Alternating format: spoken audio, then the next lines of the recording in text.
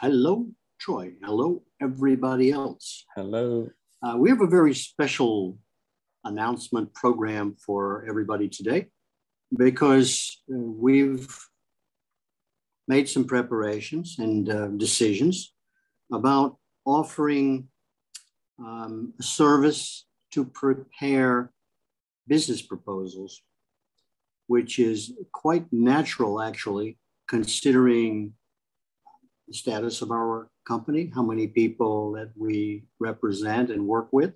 And Troy's put something together that I'm going to hand over to him, and I'll be interrupting as usual, to talk about and what's involved in building a proposal and what it takes to make it work. Mm-hmm. Troy, you want to take it from here? Yeah, and I guess I have to remind myself that, our approach really is for you and I to talk, Danny, and I'm talking to you with this, concept as it's developing. And of course, we've got this door open where people are, being able to watch these videos, which I think, is the value that we're providing as an open and honest approach. Right. And yeah, so that is included in what we are now moving towards, which we started, exploring the options for using this group, this 104, which is 1,000 members, which is growing on LinkedIn, about 100 new requests every day. And to utilize that in a way, and our idea is starting with a union and then kind of merging into a data scientist amalgamated group. And we spoke to a few people and got some feedback about that. But one of the things coming out of it was that we needed to present the value, the evidence that coming up with the money to join something else, the evidence that we were able to provide, something of value, whatever they paid, still is a little bit lacking. And that's why, we haven't really been able to get people to come up and give us, we presume. Well, we presume. That's the thoughts right now, perhaps. That's so, but in that light, we've decided to shift a little in direction and promote the business in the aspects of, what we feel we are really good at and capable of doing. And, in a space that we think people are in need. And you said it yesterday, something along the lines of, if you could do something that people themselves either are incapable or don't like doing, then, and we do it well, we've got a great, service that people we don't need to feel like we're struggling all the time, right? That's right. We've developed some skills and some abilities that we can market because it's actually part of what we're doing. That's right. Right? Yeah. Other people and their projects need to be promoted as well. That's right. But I would say without a good, solid proposal that covers all the bases, the chances are less. Exactly. And that's our new direction, is proposal writing. So Datalogical Services prepares business proposals, but it does it in this way that is unique and entertaining to read. And why we can do that is because of our mix of skills and experiences. And yours from, this branding and marketing and sales approach, and my technical data science influence. And we're not only, preparing the proposals and walking out the door. We can, as an ongoing service, help people, whatever proposal we prepare together, execute them and be around for the ensuring the success of that execution of the proposal, and then the maintenance of, updating and upgrading, whether it's software or process around the way that they do business.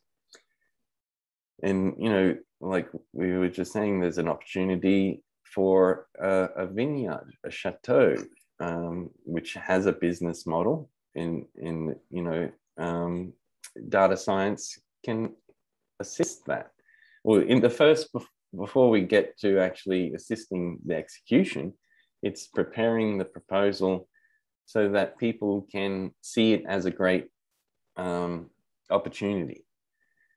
And what we want to, you know, yep, you're absolutely right. And I'm thinking that this is a rather lengthy proposal. And I would like to make a suggestion, not to cut you off, but to cut you off, is that you've prepared some talking points. Mm-hmm, and I think from where we're going right now, any one of these talking points can lead to a lengthy conversation or disclosure about each point being made. So in order to get us into it before we exhaust our listeners, would you mind very much reading the first talking point, which begins with DLS prepares all proposals? Would you mind? Do you think it's a worthwhile suggestion? Yeah. Let's get into the meat. Yeah. Yep. You still have something to say, right? Well, no, yeah. I was reading this morning, and just for for us as well to know that this is still unedited, and there's a bit of repetitiveness that I want to tidy up. But I'll read the whole paragraph, which is just 3 or 4 sentences. Yeah, makes sense. Go ahead. So yeah, I wrote it as the prelude because when we prepare a proposal, I want people to not only read the proposal, but to get an essence of what, you know, how we are unique and the difference that we, you know, supply. And I think they'll get it, Troy. They probably will get it, yeah, from the proposal. Yeah. But let's see. Let's dive in. Yeah. So Datalogical Services prepares business proposals. Datalogical Services prepares all proposals as live documents that provide easy-to-read details of the value exchange at hand, without the tedious, repetitive, and dry terminology that most business proposals contain. Our proposals use an easy-to-read approach to inform readers concisely about the situation and opportunity at hand. It includes an iterative, agile action plan and cost-benefit/risk analysis on the execution of those actions. Immutable versions of the proposal are archived for historical referencing using blockchain technology. That's a hell of a statement, actually, because I was listening into it, I might say, when you were reading it, even though I've read it before too. Yep. It touches on a level of seriousness that I think defeats most people in their idea of starting a business. Because this is nothing more than making your idea, your plans, how you're going to do it, crystal clear. That's right.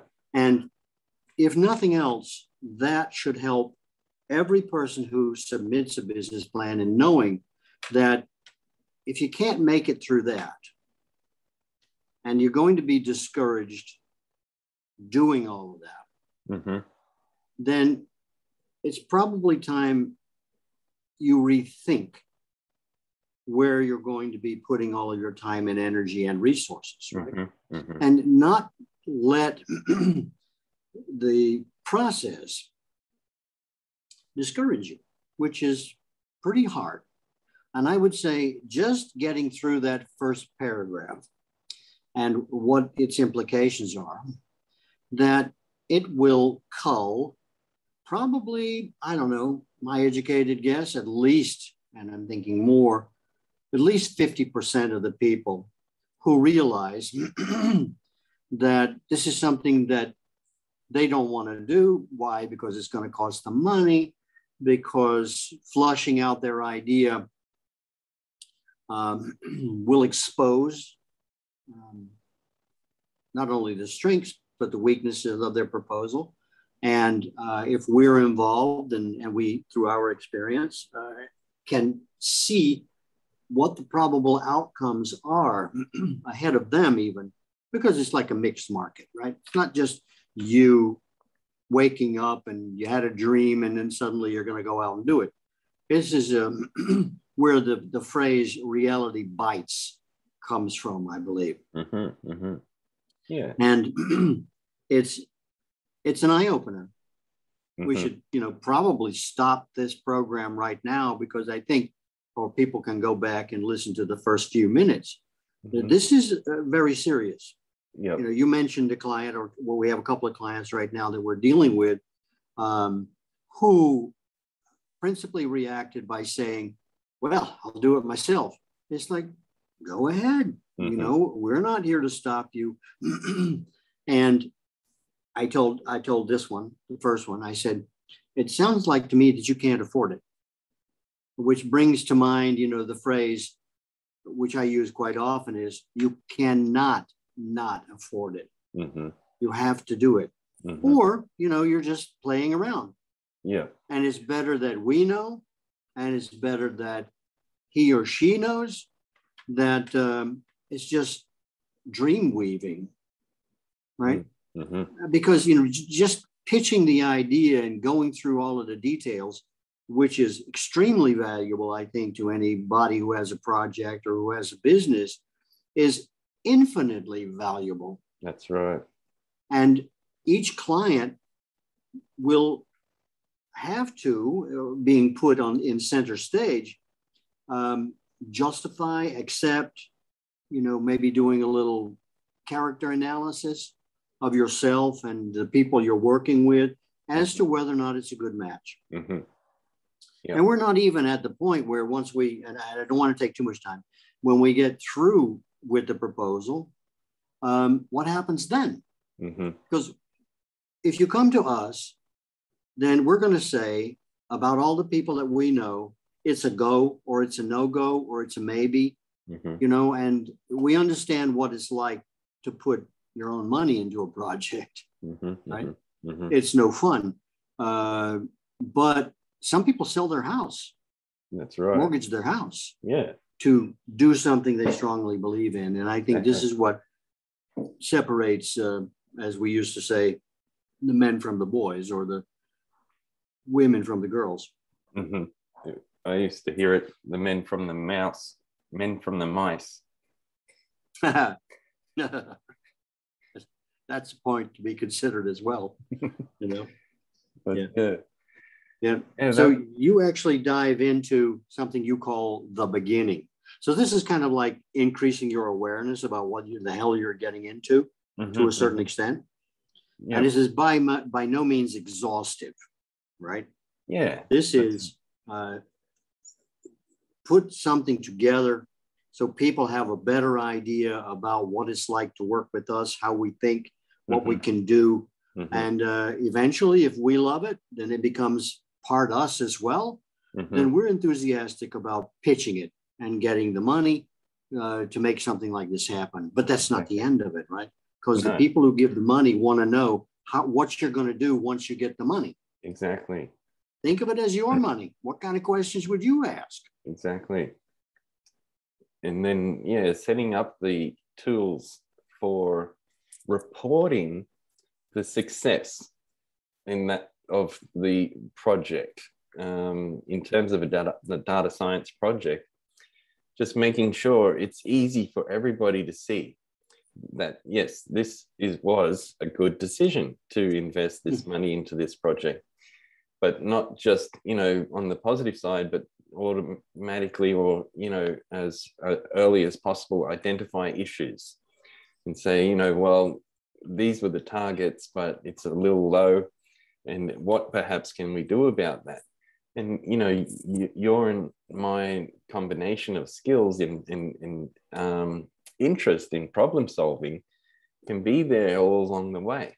Say, well, perhaps we try this, or this is a new technology could come in and say, here's something that we could consider integrating.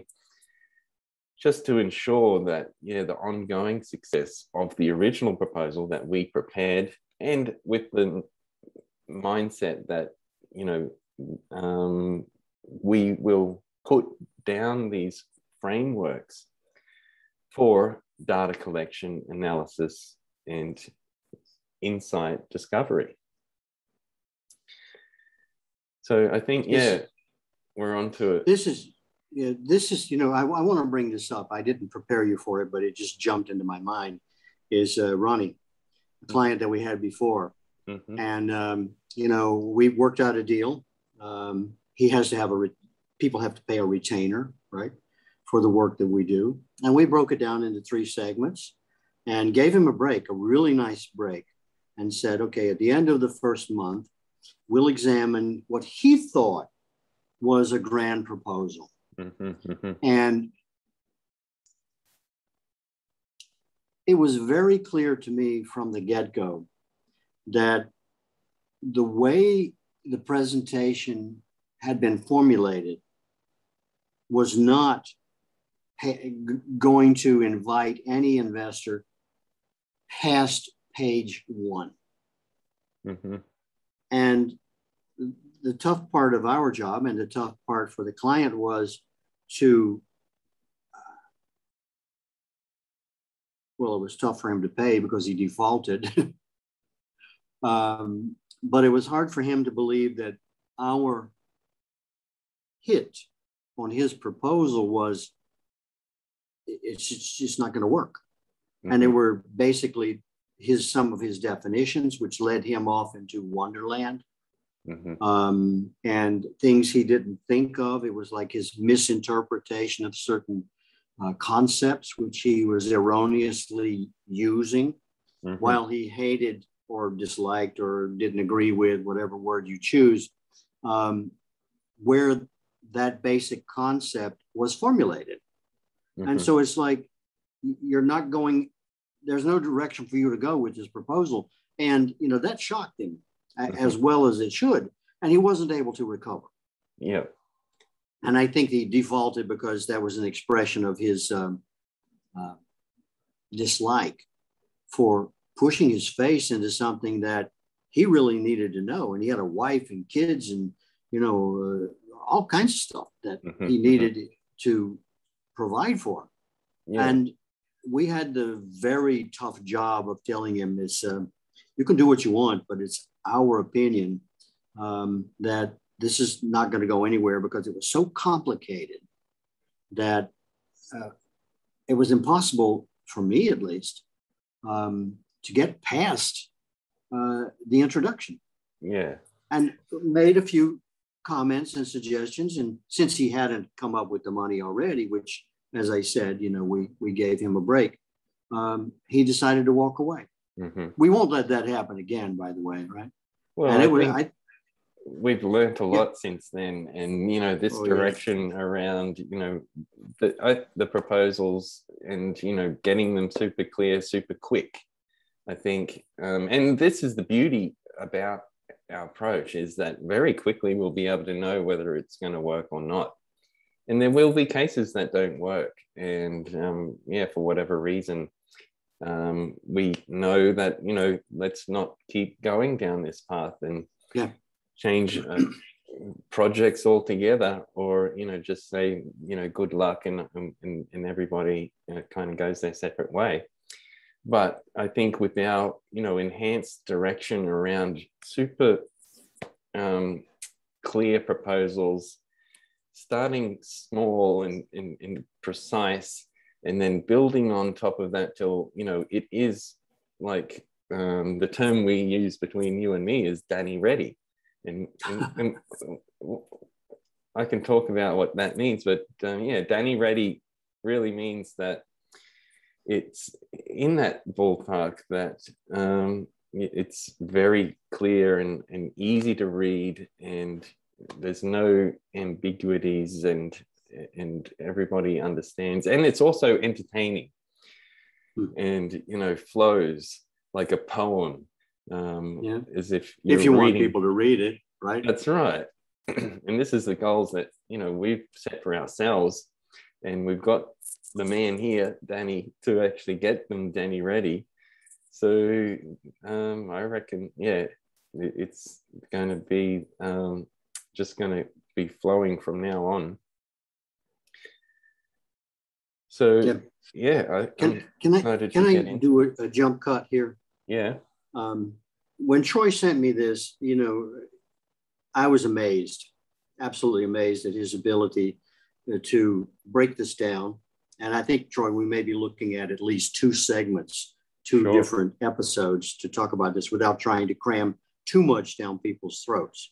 Yep. And it came to a point where I'm trying to amend my own ideas about, and this sort of steals the show for just a moment, because I started thinking, how does a relationship begin, right?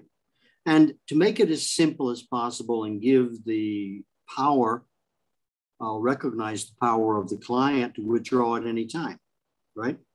And that would be with certain milestones or certain signposts along the way that gives everybody an easy in. Mm-hmm. And I made some notes. I thought, how do you begin? How do we accept things from people if they think, wow, this is great, somebody to write a proposal for me, right? Mm-hmm. And to learn about the money. And as you start dishing out the money, or, you know, you give a retainer, we make an agreement about where that takes you, that I started thinking, okay, how would I begin, or what would I want to do if I came to you and me, Troy? Mm-hmm. And I thought, okay, let's start with a teaser.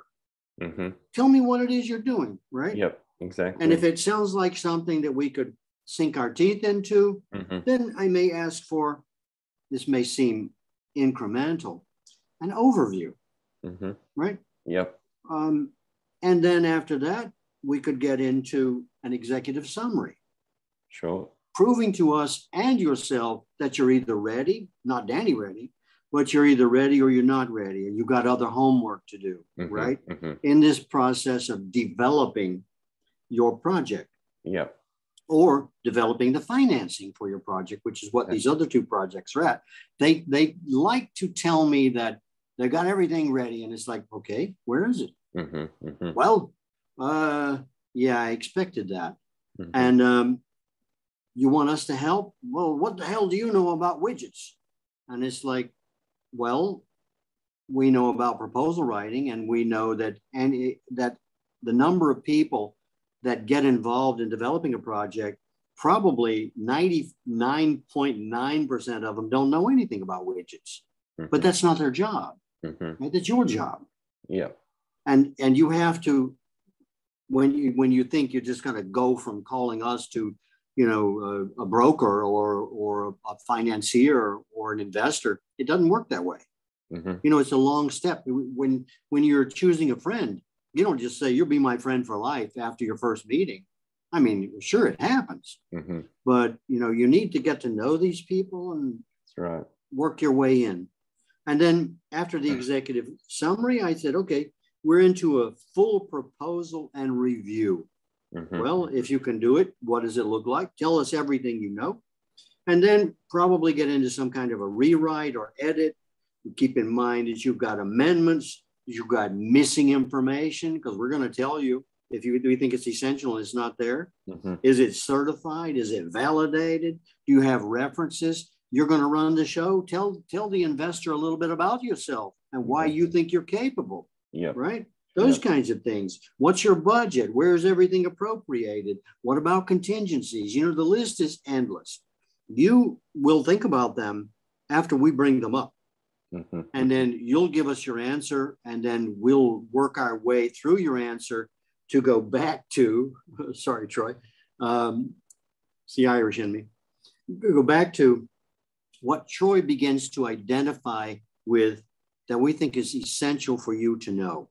Exactly. So, pardon me for, jumping in, but I felt it was necessary to prepare our listeners for any contingency. And mm-hmm. now you're going to get into point by point, which I think is extremely well done. And I hope our viewers and listeners agree. Please. Yeah, well, I think from our job now is to actually execute, and I think we're developing it as we're executing it, and we can apply the same approach to ourselves, and see what works and what is needed, keeping it agile. And as we have examples that are coming out and the things that work, we can present these this journey of ourselves to the people watching this channel, and they can come along with us, and in that approach learn more about what it is that we're talking about. And but in simplicity terms, it's just we help with proposals. And why you would want to come to us is our unique mix of branding and technology approach, and keeping it modern and simple and not dry and wordy, which I think is in a way that is a lot of work, but I think doesn't need to happen that way. You don't need to go to McKinsey or JP Morgan and spend that money on producing a very big technical and dry document, when we can do it with an interactive approach that comes as a more fun and enjoyable discovery process. Mm-hmm. Yeah, absolutely. So absolutely. Stay tuned, I reckon, is what the approach is for everybody to keep in mind, is that they'll learn it as we go. Yeah, it's you said iterative, mm-hmm. as in reiterate, because I had difficulty with using that word in context as well, and how you use it. But just the flexibility, the ability to be able to dance. Mm-hmm. Mm-hmm. It's Nietzsche who said that the first sign of being a god is being light on your feet. Mm-hmm. Mm-hmm. Mm-hmm. And I think that means that you have to respond as you will in practice. When somebody throws you a monkey wrench or they throw you a curve, what are you going to do? Well, that's not fair. Or you offended me. Is like, you know what? This is business. Mm-hmm. Or like when I was, in entertainment, it was like, you offended me. And it's like, it's my job to offend you. Mm-hmm. Right? Mm-hmm. It's like, you want a wake-up call, or you want to keep sleepwalking? Well, that's the point. Also, it didn't come up in this conversation, but in the proposal preparation, is the unbound to groupthink. And this is what I think our unique approach can also emphasize, is that it's an external perspective, and we consider the aspects at a holistic level because of our backgrounds and nature. And if there is something that needs to be said, it's just said. Not of course, in some cases it may be hard to hear, but this is why we present it. It's because it's important to know. And that was, I think, something, if we go back to one of our early clients that you mentioned, Ronnie, I think the things we were telling him were too hard to hear. Yeah. And but I think now that we have this process of opening, that discussion with that sense that, the things we're about to tell you may be hard to hear, prepare them for that, and let them absorb the information and see that, we need to overcome these challenges together in order to, make a solid proposal that everybody can understand, that's involved, the investors, the users, the developers, and we're here Yeah. to make that happen We're- and support it. We're rather a boutique, I might say. So we're able to give a lot of attention to what it is we're doing, not only because we love it so much, it's fun for us. It's not really work. We understand it's accomplishing goals and things like that. However, I reinterpret things. And I think that gives, our clients a distinct advantage because, wouldn't you rather know before you get really deep into it that you lost your desire, you as the client, right? It's like, oh my God, I didn't even think about that. What do you mean I need money? It's like, well, it helps, right? Like the guy we were talking to yesterday said, money's a part of life. Well, he's right. We're not in love with money, because we figure that the money will come when you do a good job. The money, I think there are books and books about that. Do what you love and the money will follow, or something, of that nature. Yeah. Well, we think so too, because it's, you get what you pay for. Yeah. And if you're getting something for free, they've always told me, well, that's what it's worth.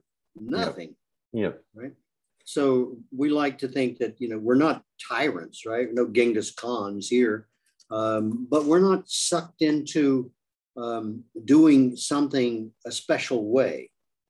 We're flexible. We want to know. And two, the advantage is, we've got a lot of friends who are wealth managers, who investors, people like that all around the world. And we know or know pretty well who to go to, and how to approach them. And it's not like, when you need a lawyer, you go back to school to be one. Well, there are lawyers out there already, but how do you choose the right one? Yeah. You go through the phone book. Excuse me, there are no phone books anymore. I'm not here anyway. I don't know. How do you find somebody? Yeah. We went through all those phases too, when we had to look through the yellow pages, and sure, people don't even know what I'm talking about, right? I think I'm trying to reach Lee. How do I find Lee if he's not answering his old phone? And it's like, what do I do now? How do I find Lee? You got to stay up on that stuff. And that's the beauty of what you're doing, because we're becoming a technocracy. Everything is based on the internet and and these things. And if you're focused on a screen, then you can't make unless social networking, whatever, you're not going to be able to create your business exclusively by having it in an app. Presumably you're appealing to people, or you have something to sell to people, or something to advise people of, or promote yourself. And, the market's a funny place because it can change overnight. That's right. Not to mention, the introduction of some variable, some virus or something where people start taking advantage of everything they can grab. And then, people are standing in front of you saying, listen up now, this is the way you're going over here, because if you don't go this way, there's going to be problems. And, those kinds of things need to be considered. What's your backup plan, right? Yeah. And how do you react to bad news or good news for that matter? Right. Keeping it agile. The two words I like to use is agile and iterative. Iterative means, we come back and review regularly of where we're at. Agile means we can spin and pivot and change direction. And these are important because, of how changeable the world is. And in my industry, technology, it's, easy to see how technology, what people sometimes call disruptive technology, can, give new opportunities, or, if it's hopefully more by choice than by, being forced to take it on. We're here on that, support level to actually, understand things are going to change. But I think, we can start to finish up this call and this recording. And let people We're never see finished, Troy. how, you know, it's going to develop in that, like, we want to put some real cases to it. And very soon we're going to have some real cases to show and to execute through, and people will, I think, get a clearer picture of what it is that we're actually offering with some examples and results. I think we consider this really a fresh approach. Exactly. You know, because this didn't just happen overnight. Troy and I have known each other for about 5 years, right? Exactly. 5 years. Yeah. We met in Bhutan at a happiness conference. And as our journey went along, we realized that, you know, we could take a concept, take it to its end, right? Of what we felt like, excuse the word, was profitable for the project and us. And we didn't make money for a long, long time. But it did not deter us from following our heart, right? And doing what we thought was best, especially, you know, you're in the realm of Buddhism and Hinduism and lots of other philosophical approaches to one's life. And it took us around the world 2-3 times until we decided that our best approach would be to use our best talents. Now, I think both of us have many, many talents, but when Troy and I started to work together, it became clear I think to both of us that our biggest strength in working together was what you're witnessing now, right? Of having 104,000 people at our beck and call. And how do you do that? How do you use that? How do you utilize that? How do you get people interested? That's right. How does everybody profit from that? And every one of them, I must say, I believe, wants to know us, right? Who are these people? And that's fine. You know, I don't mind at all. And so we got into YouTube and these kinds of Danny and Troy show to give people the opportunity to witness, not firsthand, but secondhand, what it's like to be around these people. Exactly. And I don't think either one of us is going to be offended if you decide, well, you know, I don't want to work with these people. It's like, no problem, man, no skin off our teeth. But we see that we can be useful. And in the process, it's not a job, it's a career, right? It's a path. Well, and we're very lucky to have found a way that, you know, our expression joins us together with all kinds of interesting people and projects. I think, it's a lifelong journey. We're on it and opening the doors for others to participate. We've got, I believe, a unique service for us to, you know, share with the rest of the world. And it starts with that group of 104,000. I don't think they're actually at our beck and call, but, you know, we can send a message to them once a week and see what they react as. But, you know, now that we are, you know, making it clear of what we can actually do, more of them are going to be coming to us and saying, how can I participate and what can I do? And we want to actually do things for them. Is that, you know, we want to ask you, what do you need and how can we help? Of course, we're not going to go, you know, clean people's shoes or clean their house, but we're going to apply our skills. If you see value in a proposal preparing process that includes, you know, the skills and knowledge and experience of Danny and Troy, then we're here to help. What you just said, I interpreted in a single word, really. And I think it's a very valuable and maybe all-inclusive word called definition. Right. Right?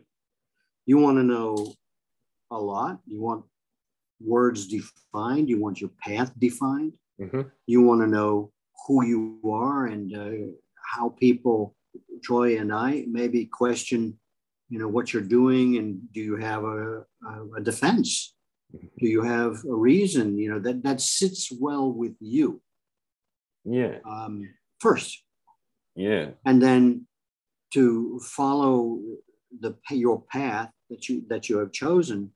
And like in katana samurai sword training, they don't start off with swords, they start off with sticks.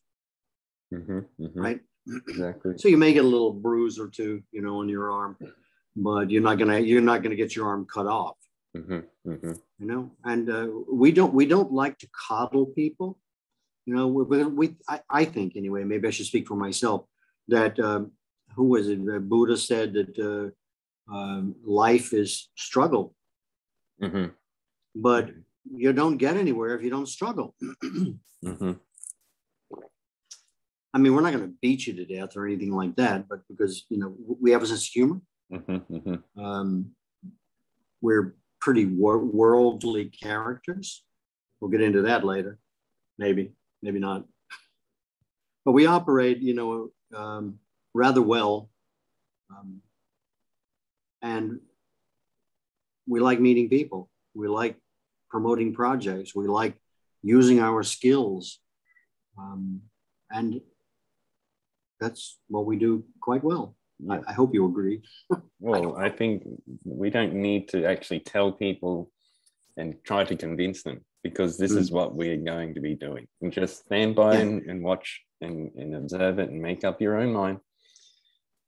Because we're opening our doors, and like we're starting to accumulate a series of videos and put them up on YouTube. And by the way, we got this amazing note taker called Notive that's is transcribing every word we say into readable text, so that even though these videos may be lengthy in terms of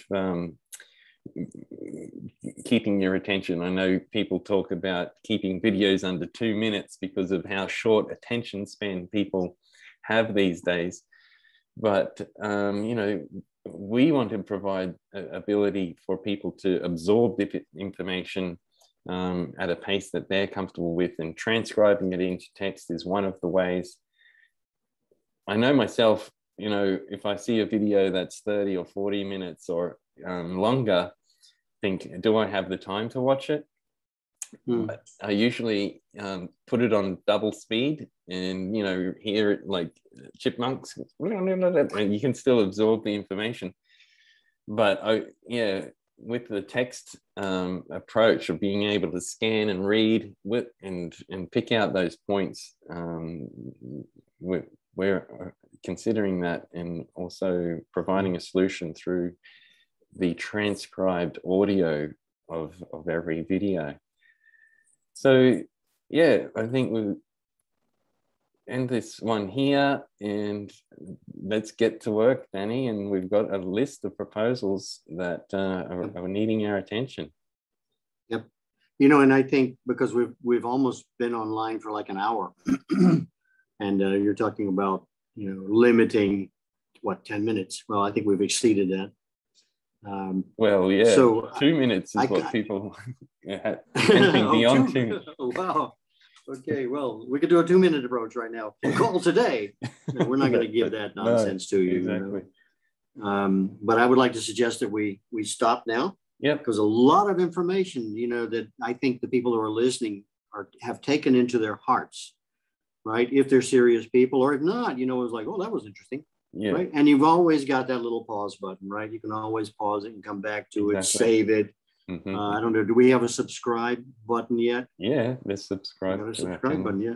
Okay, all right. So we're hot stuff. And pick up on this tomorrow and go back to, I'll bring my gag next time, right? So won't talk everybody to death, but And maybe, you know, people will watch this one and say, I got to see what he is talking about tomorrow. Exactly. Yeah, that's right. I think we just show them what we're talking about. And yeah. All right. And that, by the way, is a very important point for me to close with. And that is to say, we will be requiring, if we get to that point, what's called full disclosure. Mm-hmm. Meaning we won't allow you to hide anything, because if people are going to be investing $1 million or $100 million in what you're doing, they want to know, wouldn't you? Yes. Right. So you really have to let them know. And that's the key. That's the secret is, you know, come clean. Yep. And people can always forgive you. Right. Yep. If they see that, you know, you've made changes or whatever. But, you know, the honesty is the best policy. That's right. Wonderful. Okay. I'll hit the stop button. Thanks, everybody. Thank you, everybody. Thank you, Troy. Okay.